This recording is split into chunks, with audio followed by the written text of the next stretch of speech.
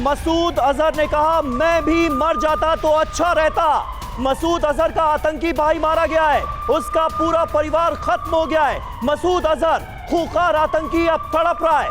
वो शख्स जिसने मानवता पर सबसे ज्यादा कहर ढाया वो इस वक्त अपनी ही आग में जल रहा है। मसूद ने कहा कि इस हमले में मैं भी मर जाता तो अच्छा रहता, यानी किसी मरे हुए इंसान से बदतर हालत हो गई है इस खूंखार आतंकी की जिसका नाम है मसूद अजहर, जैश का चीफ। वो ये कह रहा है कि मैं भी मर जाता तो अच्छा था। पूरा परिवार खत्म होने के बाद मसूद अजहर का ये बयान बता रहा है कि आतंक के आकाओं का क्या हाल हुआ है भारत की इस स्ट्राइक के बाद। सुमित, ये अपने आप में जो बयान है मसूद अजहर का वो ये बता रहा है कि इस बार डेंट कितना जबरदस्त लगा है। देखिए बिल्कुल, रवि ने भी जो पूछा और आप जो पूछ रहे हैं दोनों इंपॉर्टेंट एस्पेक्ट है। देखिए सबसे पहले तो ये कि अब ये टेररिस्ट ये मान के, मैं आपको बार बार कह रहा हूं कि इनके लिए तो ये एक ऐसा सेफ जोन था जहां पर ये आराम से अपनी मूवमेंट किया करते थे, ट्रेनिंग किया करते थे और इनको इस बात से वाकई कोई फर्क नहीं पड़ता था कि लॉन्च पैड्स पे क्या अटैक हो रहा है या फिर कोई कैंप बालाकोट पे क्या हुआ। लेकिन अब इनको सीधे तौर पर यह प्रभाव पड़ रहा है। इनको समझ में आ गया है कि अब अगर आपने कोई भी हरकत की, अगर आपने कोई भी पाकिस्तान आर्मी के कहने पर प्लानिंग की या आतंकवादी घटना को अंजाम दिया तो फिर चाहे वो भावलपुर हो या कराची के बाद कोई ऐसा अंदरूनी इलाका हो पाकिस्तान का जहां पर आप छुपते हैं वहां पर भी एयर स्ट्राइक्स की जाएगी। और ये रवि जिस तरीके से आपने पूछा, मुझे इस समय पूरे पाकिस्तान के अंदर सिक्योरिटी जो होगा मेजर कंसर्न होगा, उनके लोग भी कंसर्न होंगे, विश्वास उठ गया होगा मुझे लगता है। लेकिन एक शख्स उठ गया होगा। लेकिन बिल्कुल रवि, एक शख्स जो सबसे ज्यादा खुश होगा वो है इमरान खान। इमरान खान ये जानते थे कि मुनीर आखिरकार पाकिस्तान को मरवाएगा, पाकिस्तान को लगातार बेइज्जत कराएगा, इसीलिए उनको DGISPR की पद से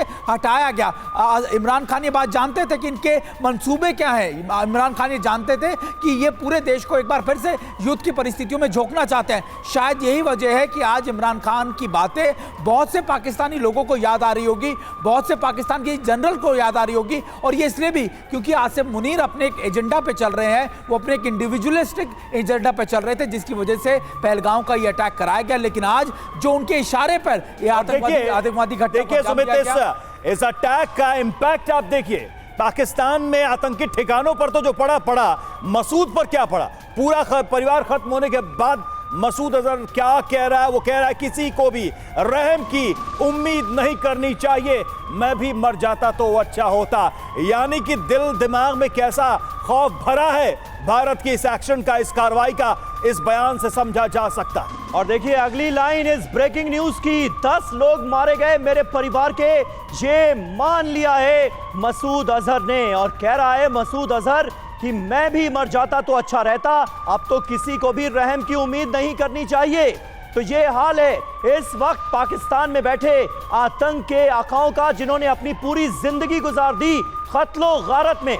आज उनको यह एहसास हो रहा है कि जब अपने परिवार के लोग जाते हैं, मरते हैं, तो क्या अंजाम होता है, दिल पर क्या गुजरती है। ये एहसास कराना बहुत जरूरी था। मसूद अजहर आज जो कह रहा है वो अपने आप में इंपॉर्टेंट इसलिए है क्योंकि इससे पहले इतनी बड़ी स्ट्राइक आतंकी संगठनों पर नहीं हुई थी और भारत ने वो कर दिखाया है। मसूद अजहर पूरा परिवार खत्म होने के बाद ये कह रहा है कि मैं भी इस स्ट्राइक में मर जाता तो अच्छा होता।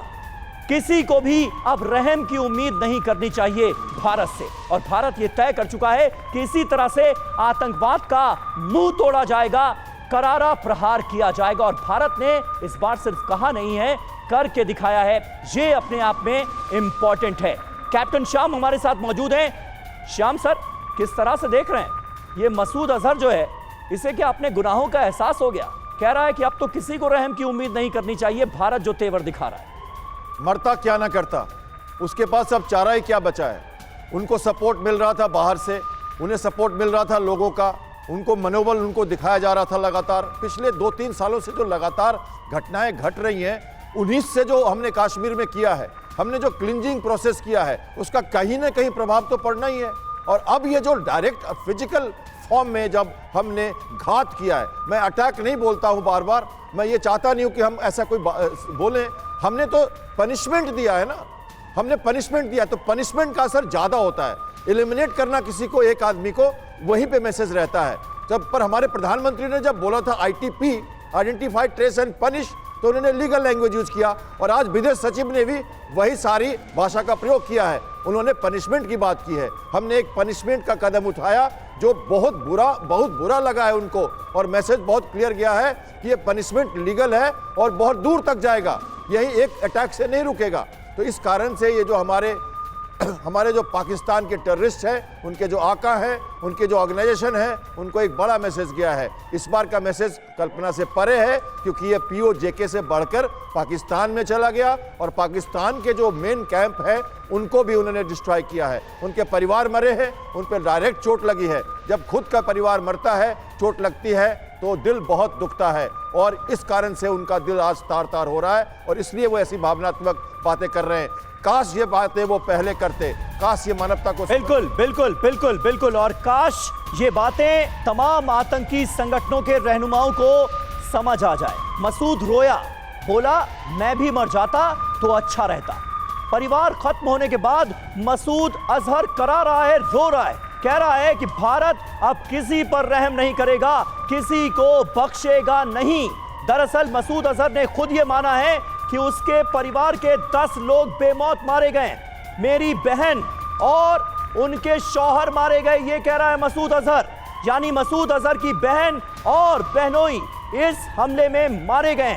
मसूद अजहर रो रहा है, करा रहा है, कह रहा है ऐसा लगता है कि भारत अब किसी पर रहम नहीं करेगा, इस हमले में मैं भी मर जाता तो अच्छा होता, मोदी ने सारे नियम तोड़ दिए, ये कह रहा है मसूद अजहर। भारत के हमले से सदमे में है ये आतंकी, और ये सदमा, ये दुख, ये गम अच्छा है, क्योंकि आतंकी मसूद अजहर को शायद आज इस बात का एहसास हो रहा है कि जब किसी परिवार का कोई शख्स गुजर जाता है, मारा जाता है किसी आतंकी हमले में, तो उस पर क्या गुजरती है। आज पूरा परिवार खत्म होने के बाद मसूद अजहर रो रहा है, कह रहा है कि मैं भी मर जाता तो अच्छा होता।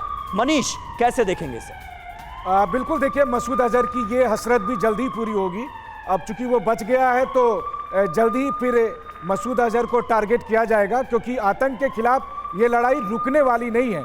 पाकिस्तान के खिलाफ जंग नहीं चलेगी, लेकिन आतंक के खिलाफ जो जंग शुरू हो गई है, ये जंग तब तक नहीं रुकेगी जब तक आतंकवाद का खात्मा नहीं हो जाता, और उसमें सबसे पहले नंबर पर है मसूद अजहर। और इसीलिए मसूद अजहर के परिवार के बाकी सदस्य भले ही मारे गए हैं, लेकिन मसूद अजहर का भी नंबर जल्द से जल्द आएगा, ये बात तो तय है। हाँ, एक बात जरूर है कि आज की कार्रवाई के बाद भारत ने दुनिया को ये बता दिया कि भारत अब वो सॉफ्ट स्टेट नहीं है कि भारत पर हमला हो, आतंकी हमला हो और सिर्फ बयानबाजी से काम चल जाए, बल्कि भारत अब सीमा से 100 किलोमीटर अंदर घुसकर उस देश में भी कार्रवाई करने से हिचकेगा नहीं जिसको दुनिया न्यूक्लियर स्टेट के तौर पर जानती है।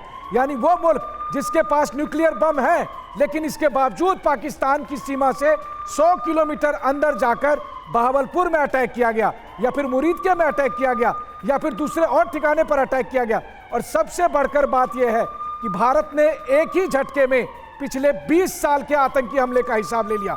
पार्लियामेंट अटैक से लेकर पहलगाम अटैक तक के जितने भी हमले थे, इन सब हमले में या तो लश्कर शामिल था, या जैशे मोहम्मद शामिल था, या हिजबुल मुजाहिदीन शामिल था।